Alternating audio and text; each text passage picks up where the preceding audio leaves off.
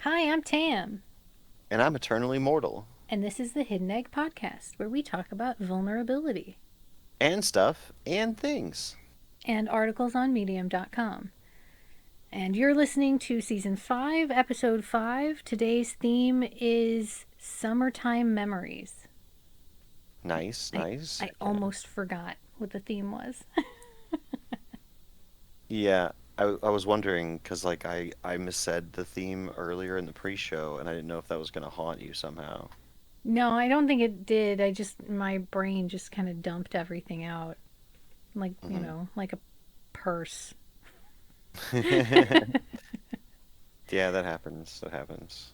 So Absolutely. to people that are just coming into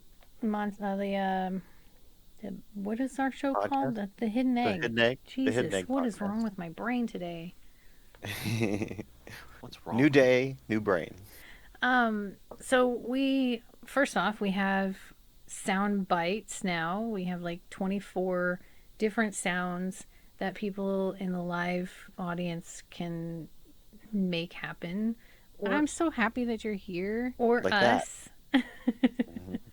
Hmm. And second off, I we are trying to focus on articles that people want us to see for the theme. So I want to like kind of get ahead of the things. We've been searching for people, and that's still a thing that we are doing. But I also want to give people the opportunity to provide us with articles that they have written or plan to write that will fit our future themes. So next week is an interview, so we're doing a 2 week in advance sort of thing. By the time this comes out, it'll be like a 1 week, but still, baby steps. Yeah, So we're getting there. next week's theme we decided was what now? Movies and shows? No, Religion? religion. Right, religion. I have no idea what's happened to my brain. We hit the boop and we just have to go into perform mode and it just doesn't always work out that great. And that just happens. Yeah, But I so it's really important religion. question for you. What's How's that? your toes? How's your toes? In God is mad at fact, us. How's your toes? God is mad at I us. I How's your toes? God is mad at us. I can't spam them like I did earlier. That's funny. Oh, I wonder why. I it's like the can. regular episode is just like powerful, but pre-show Bubble, gets to. bubble. I can. I wonder why you can't. Well, I mean, it's in such a way that you only hear the beginning of the word instead of the whole word. Ah, That's what I was doing earlier. bubble. Like that. Did you not hear? Boop, boop, boop, boop, Yeah, boop, I boop. heard that. Okay, cool. Yeah. Yeah, yeah. Yeah, cool. All right. That was fun. Anyway, Anyway.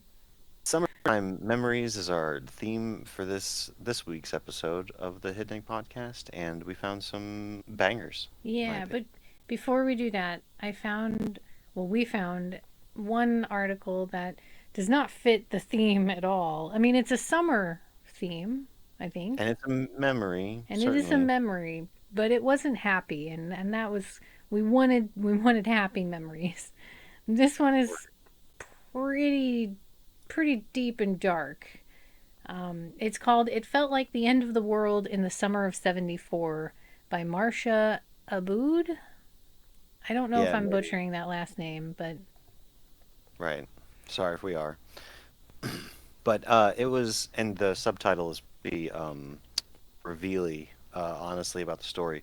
But the story reads both like a horror film and like a tragic real life story at the right. same time And to now, me. now that I'm looking at it, we should have known from the kicker: childhood trauma, cockroaches. Come on, why did we miss that? How did we miss that? What? Oh, yeah, I didn't see the kicker. I Yeah, don't, I the didn't word either. this to me. But it was a great read. It was captivating, like so captivating that I was like, I have to finish this. Like I know Yeah, we're not going to talk about it in depth or anything, but I still have to finish it. So I wanted to shout it out before we got started on the rest of them. because it really was. I mean, it was clear that it wasn't going to fit our happy time, summertime memories theme within the first couple of paragraphs, but we just had to finish it. It's 10 minutes, and we still had to finish it. It was great. Yep. Go check it out. So the next shout out does fit, and it is happy, but we didn't have a whole lot to say about it when we really thought about it, because it's by the Sturge. It's about his family. It's a lot of stuff that if we tried to say it, it basically would just be reading the article. And it's called "The Highlight of Summer Has Always Been Our Birthdays." Yeah, and I can say that, um, Sturge. Oh, I don't want to go too in depth because I don't want to tell the story and everything, but like, I know what it's like to struggle in summer just because the heat sucks, and finding a highlight like birthdays is such a delight. And I thought Sturge really did a great job in showing us his experience with regard to summer. I hope I was vague enough. I feel like I did it wrong again. I think you just feel like that. I don't know what to tell you. Yeah, okay, cool.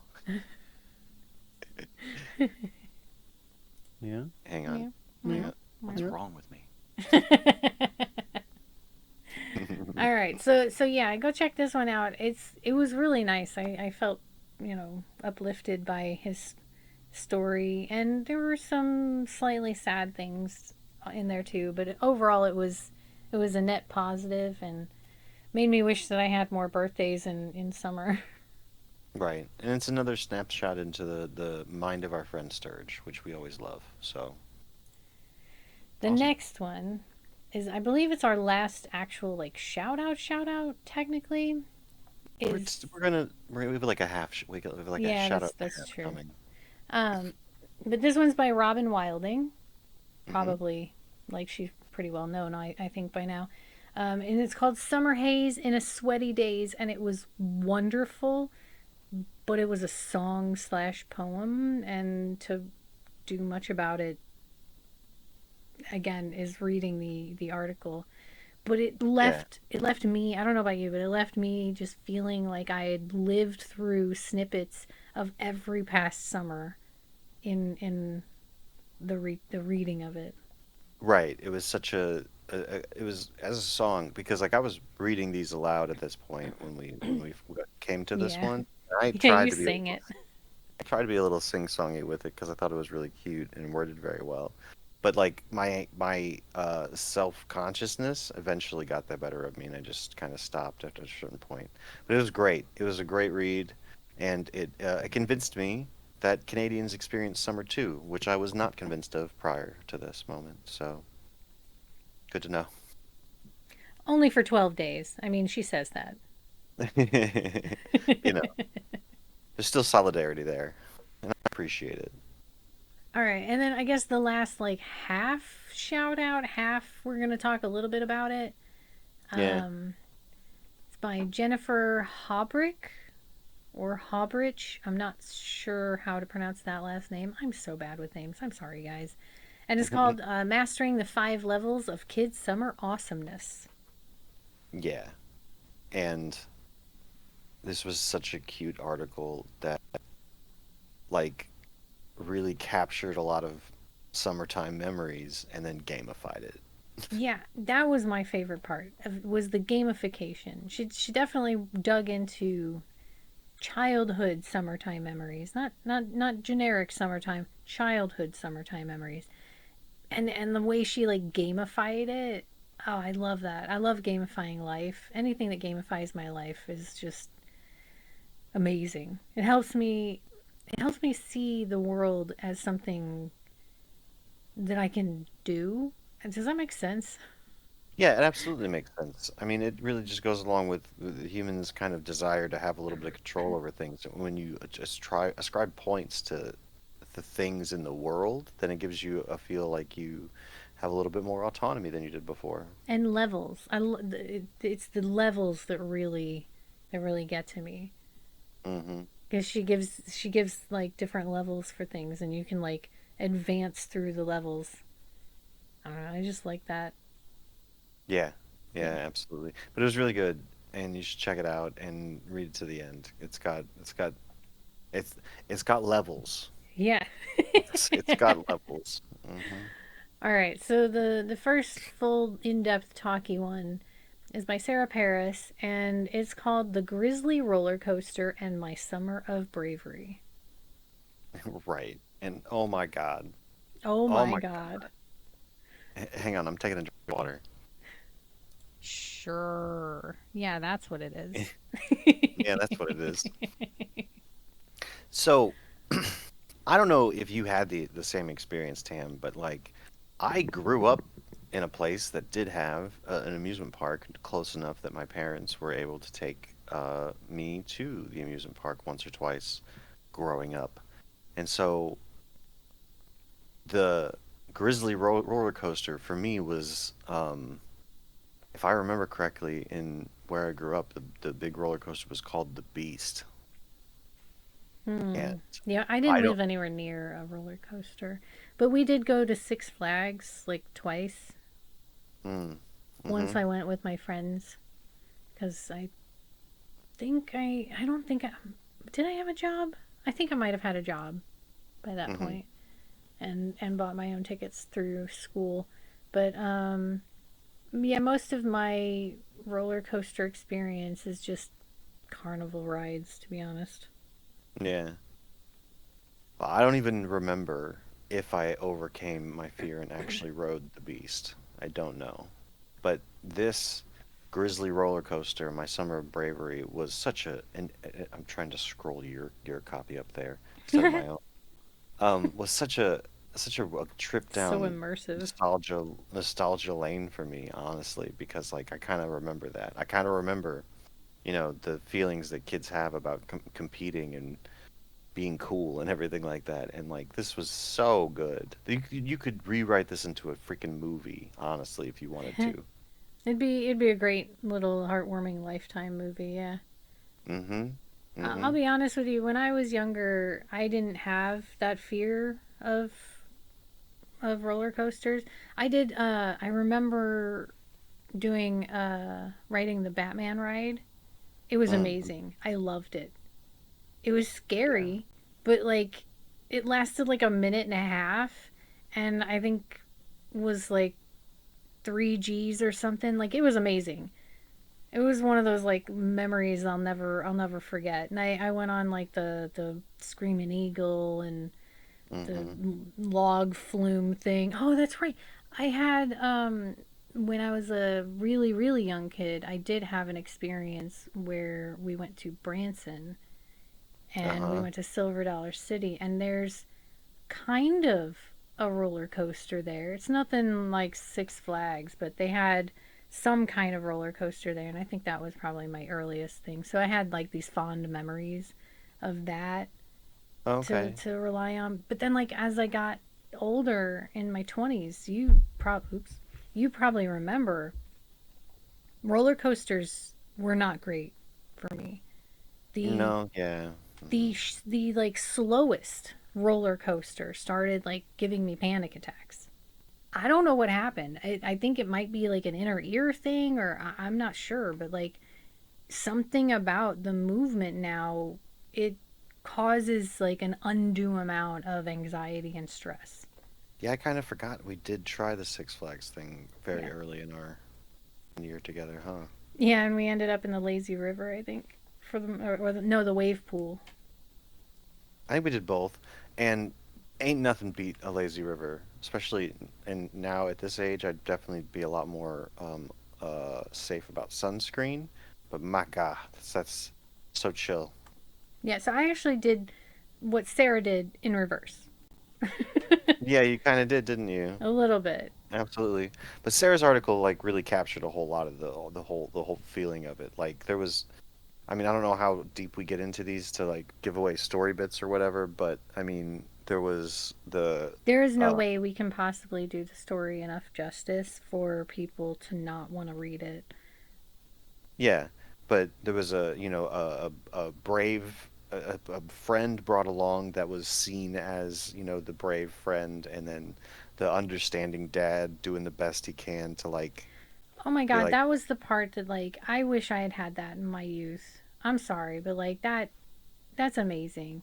Because I grew up thinking that like the people that could just do things and not even care, those were the courageous people. But that's not Mm-hmm. true. No. That's not who's brave. Bravery requires some amount of fear. Right. Exactly. It's acting despite fear that creates courage. That is what courage is. Like, I wish I had known that, because I thought I was courageous all those years when I was just doing things that other people didn't want to do, but I wasn't afraid of it. right. It But then didn't like matter. that hurt me in the long-term sense. I'm sorry, I keep talking over you. No, That you're hurt fine. me in a long-term sense of like, I thought that when I was afraid, I needed to run away because I that I couldn't brave it. Because if you were braving it, you wouldn't feel the fear. Right. Yeah. Hmm. Exactly. I think a lot of people feel that way. It's like if I was a brave person, I wouldn't feel this fear. And it's like, no, no, no. You can still be a the bravery is about the choice, not the feeling. The feeling that comes, you don't have a choice over the feeling. It just happens. Right. Yep. And it's so hard to teach that to anyone under the age of what, 25? Honestly, 30 maybe. maybe. Like the words can make sense to some young people, but like I don't know that the reality of the situation makes sense until you're looking at something and you're like, I have no confidence that I can do this thing or that it's going to be okay or that I'm not going to get hurt or that I'm not going to hurt other people, but I'm going to do it anyway because I feel like I need to or want to or it's worth it, you know? I'll tell you, I've done a lot of my courage, bravery building in my adult years, post 30, and Mm, it is much harder to do as an adult. You don't yeah, have that folly of youth, of that pre 30s people seem to still have, even though they don't realize it. There's like this unfounded confidence that y'all just come with. And you don't have that after 30, because after 30 you're like, "Oh my god, I'm going to die one day." And like, it's not like it's a secret. It's not like something that you just suddenly wake up and realize what that means. And I don't know how to explain that any other way. It's something happens and you just no longer have that unfounded confidence in you anymore. And it is so yeah, much harder to be like, I am afraid, but I'm going to do it anyway after 30 because of that. If you haven't had experiences where you did that prior. right. It's easier to come by if you have a history of it, certainly. No, Yeah. yeah. But I this don't was, I don't think go Sarah ahead. was I don't think Sarah was above 30, but You it's mean now? no, when the story took place. I think, Sure, there was a 10. They were like 10 years old, 11 yeah. maybe. Which is also equally difficult because fear at 10 years old is phenomenal. It's huge. Yeah, honestly, like, our protagonist for this story, because this is a memory, but Sarah would have been fourth grade mortal's icon, like fighting against that fear enough to go do it in front of people that you care about. It's amazing, truly. And I don't think I ever did it, honestly. I really don't think I ever rode the beast. I'll need to go Maybe back to that maybe and one day we'll have to go to a roller yeah. coaster, brave that together. I'd have to, yeah, yeah. I'd have I'm to go specifically to that one, and I don't even know that Huh? fucking coaster might be defunct by now, but it shouldn't matter. I might need to take some Huh? things. You do what you gotta do, You know, you do what you got to do. Like, I can still feel afraid and not put my body in jeopardy of, heart failure or something. I'm old. Right? Yeah, exactly. So yeah, worthy read right here. Definitely took us both through some really intense journeys in our head, and I don't know. I don't know what more to say about that we haven't already said, but Yeah, and Sarah, if you ever happened to listen to the episode, thanks so much for writing it. It was a really, really good story. It got me into my feels a little bit, got me into my nostalgia a little bit. I appreciate that. We I think on to the if next you're one. ready, we can probably move on to the next one. Sorry, I No, you're keep fine. interrupting you. I don't know I what's don't. wrong. No, no, no. I think you're doing. I don't think we're doing great. I think I'm doing just great. Okay, the next Lies. one. Lies. The next one is by Clara Jane Holloway. Love that name, by the way. Hmm. And it is called A Fling in the Summer of 1970 Taught Me a Valuable Lesson. Yep. Yeah. This one. Now I have to keep reminding myself that this was 1970. Yeah. The world was different in 1970. Very. So it reads like the early parts of this read like any 90s teen romance movie, honestly. Like it just shouts that. And it was well written enough to like go there. Maybe it's because you brought up movies earlier. That's why movies are on my brain constantly Maybe. all of a sudden. I don't know. No, well, Anyway, actually, I think she said something about like Patrick Swayze or something. maybe she might have, yeah. Um, and how deep do you want to get into this? Because like I I thought the story was so well written because it went along this path, showing us this, like romance with all these details and all this little intricacies of what it was like and how it felt and how people were affected. And then and then the turn happens. Do you know what I'm Yeah. talking about? Yeah, I know what turn. I believe I know it. The one that he's a jerk. Right. Like the turn happens and then it's kind of revealed in a paragraph or two or whatever that he's not great at the end of the day. Yeah, but the And thing that bugs me is that it doesn't really seem like it wasn't written as him being a jerk, and it I wanted to be. He was a jerk. So yeah, it's really important, I think, dude. That's why I brought up that it's from 1970, and it's clear that whatever happened, this writer has, not only forgiven him for the way that he kind of unfortunately reacted at the end of that. Sorry, I'm stumbling over my words now. We're Um, trying really hard not to say what happens because I want people to go and read it. Because with if we say what the turn is, it it's gonna have a different feel when you read it. yeah, the whole thing. I mean, and honestly, us saying anything negative about him is still going to kind of turn it a little bit. But I think everyone knows. I think everyone knows that like every 20, especially from 1950 to 2010, every 21-year-old dude was a piece of Huh? shit. Let Yeah. me just let me just let you know, like that age for a masculine, a specifically cis gendered masculine person, is just constantly just wrapped up in hormones. Let's say hormones. And say hormones instead of other more Huh? bad things to say. Uh, so, and that's kind of just the way it is. But, you know, I really like the fact that she was very, nostalgic and positive about the memory itself and got positives out of the experience and everything like that.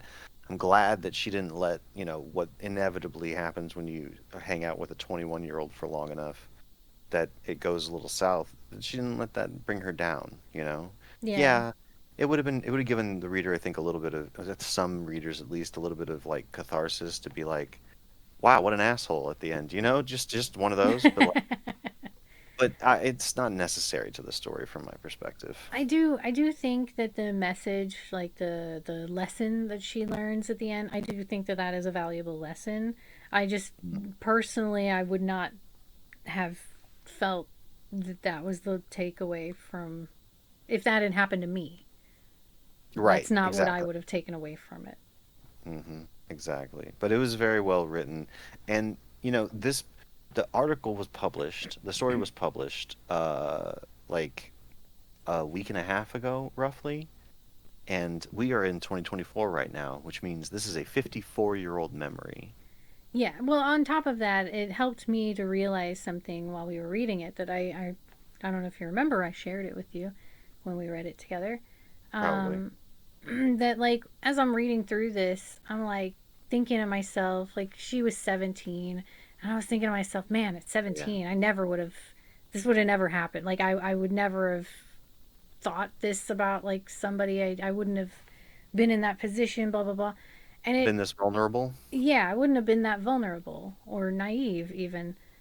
And I started thinking about it and realized that like, oh, this whole time in my life I've thought that because I was like hypersexualized at 14 and kind of put into a sexualized relationship way too soon, with an older man.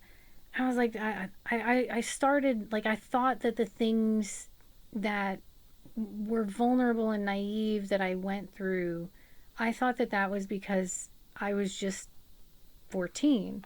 I was like, well, if I had been exposed to that stuff later, then it wouldn't have happened that way. It would have happened differently. And now, reading through this particular article, I realize it's just the naivety. It Right. wasn't my age, it was the fact that it hadn't happened and I didn't have any experience with it. Right. Lack of experience, exactly.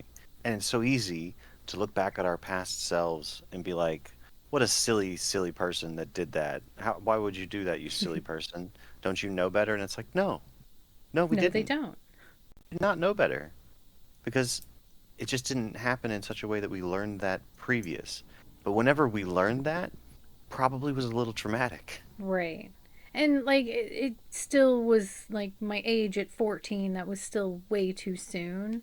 But the naivety, the vulnerability, the way people could take advantage of me, that would have still happened later anyway. There was nothing saving me from that. It's just that I should not have been experiencing those things so soon.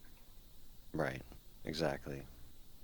So this article, like, even with my disagreement of the perspective, it really helped me to kind of see how, I don't know, we learn lessons regardless of the age through just having experiences like this happen. Right. Mm-hmm. Experience is our greatest teacher and always will be. We can have great teachers that we talk about from the past, but experience is what really teaches us something. And it helps me to remember that, just because we age doesn't mean we've learned anything. Kind You know? of true. Kind of true. I know So some pretty ignorant old people, is all I'm saying. so I'm glad that she was able to find, a lesson from the experience, even if I wouldn't have learned that lesson. It's not that I don't agree with her lesson being learned from her experience, because that's not my place. But had I been in that same situation, I don't think that's what I would have taken away with it. So Right. even so, I'm still glad that she was able to find something to learn from that experience to enrich her life, and she seems to have worked out a pretty decent life from that point. So, it served her well. Yeah. And I want to add real quick, I'm happy she had the romantic experience that she had, those weird, intimate romance interactions that happen. Those have a special kind of beauty to them, especially if they don't end up in actual trauma, you Right? know? Gotta love a Um, summer fling. yeah, it's so cute and it's such an interesting experience, and not everyone gets to have them. Like, it's kind of rare to a certain extent. And so I'm glad she had the experience, and I'm glad that she went the direction that she did. Getting. Honestly, hopefully I'm not. What are you going to say? No, go ahead. I hope this isn't too spoilery, but it's kind of a better version of the Notebook, if I'm being honest. I can agree with that. And getting just a little bit personal, and I can cut this out if you want me to, but you and I were technically a summer fling. We were spring fling. Well, I guess that's true. It was around our birthdays, yo. Yeah. It was warm though. Like it was pretty hot out. I It did the was. It same was. things that I did in that summer, so like I'm pretty sure it was. It was hot as. It was pretty hot, but I don't know that it was the temperature or the mm. weather that was making it pretty hot. You know what I'm saying? Anyway, no, yeah, it was. I think it was pretty warm around that time, if I remember correctly. But yeah, it Yeah. was a little spring fling in the summer, Yeah. summer fling Yeah. in the spring. Yeah. Well, well. Yeah. Meow. You can have a summer fling in the spring. You can have a summer fling in the winter if you want. I don't care. I'm just I ain't gonna saying, stop you you. know, it was kind of similar in a way. Yeah. I Hmm. mean, it came back around to eventually being something more serious and evolved into this wonderful relationship thing that we have now. It's hard to explain to people, but you know, But yeah, we're besties for life at this point, basically, probably.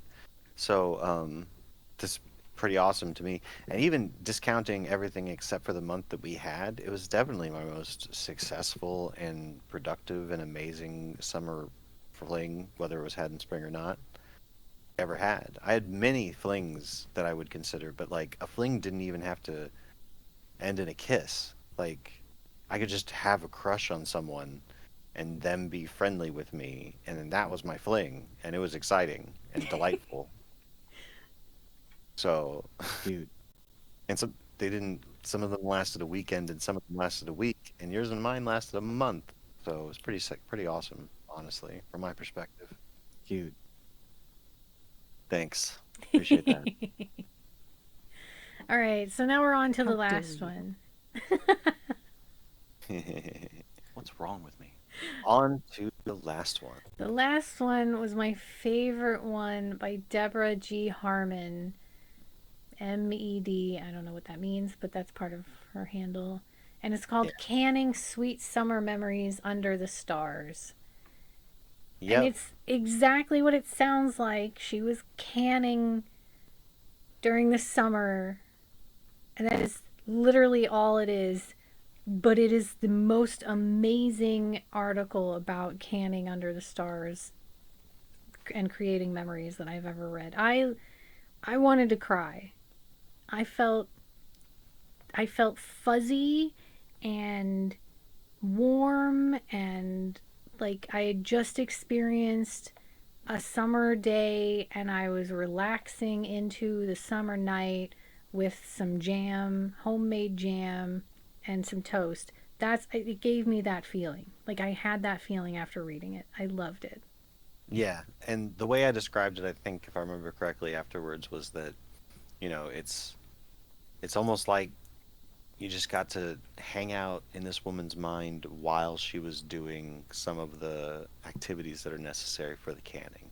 Yeah. Because, like, her mind just kind of meandered to wherever it wanted to go, and she didn't really seem to have. And this isn't a detriment. I understand that meandering in writing can seem like a bad thing, but I thought it was very flow. It was very, very flowy for me. It flowed very well from one thought to the next, and they didn't need to be connected because it genuinely felt like it was just like a doing an activity and allowing the mind to wander. It was so comfy. It was Yeah. so comfy. It felt a little bit like she had invited us over for canning Right. and we were just having a conversation and that flowed naturally with this homey country feel. Not like ye old country or like yeehaw country, but like just the down home farmer perspective. My family was like I come from farmers, okay? So like that's probably part of what gives me that feeling, but I think everybody has some amount of like that homey feeling of certain elements of the country aspect of like canning your own stuff, getting dirty trying to do the things. I don't know how to explain what I'm saying, but I think everybody has some kind of like homey feeling from that whole country atmosphere. Right. Right. Something simple like just creating a food source, taking a raw food source and turning it into a processed food of some sort. And then enjoying it and Hmm. enjoying the memory of it.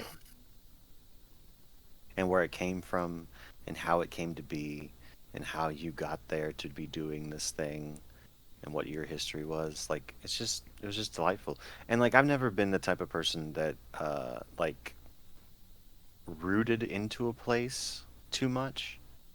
And had it to where like the same I was around the same home for decades and decades, so that I could just look around and see the memories. The place that I was born in is different from the place that I adolescence, which is different than the place I went to high school in, which is different than where I spent my early 20s, which is different than where I've spent the last 17 Right. years, you know?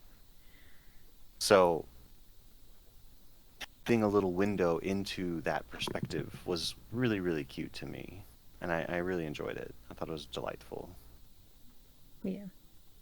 Yeah. I don't know how, like, what else to say about it, but this one was just hands down my favorite. The summer memory that it has left me with was worth the read. I may Mm, go read it again.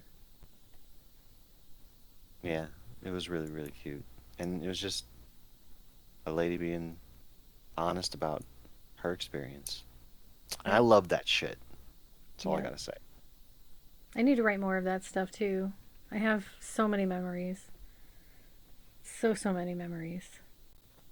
So thanks, Deborah Harmon, for sharing your story with us. We really appreciate it. Hmm. Well, sharing, like, writing it on Medium. Yeah, yeah. So, I nobody think, showed up for the live recording, so I don't have anybody to thank.